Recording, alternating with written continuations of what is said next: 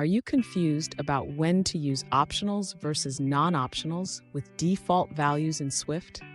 You're not alone. This is a common question among developers, and today we're going to clarify it for you. I totally get it. It can be frustrating to see different coding styles and not know which one is the best for your project. Many developers have faced this dilemma, and it's important to understand the implications of each choice.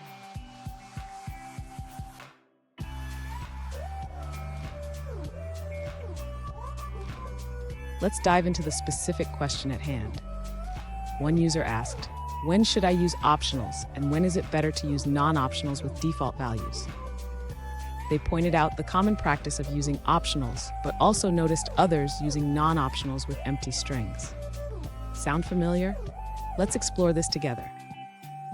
So what's the difference? Optionals allow for the possibility of a nil value, which can be useful in many scenarios, especially when dealing with data that might not always be present, like network responses. Non-optionals with default values, on the other hand, provide a guaranteed value but can lead to issues if you're not careful. And stick around. By the end of this video, you'll know exactly when to use each type, and I'll share a pro tip that could save you from potential headaches in your code. To address the user's question, let's first clarify when to use optionals in Swift. Optionals are ideal when a value may be absent, such as when dealing with data from a network call. For example, if the user is fetching an address from an API, the fields might not always be present. In this case, using optionals allows for safe handling of missing data. On the other hand, non-optionals with default values are useful when the user wants to ensure that a variable always has a valid state. This is particularly beneficial for properties that should always have a value.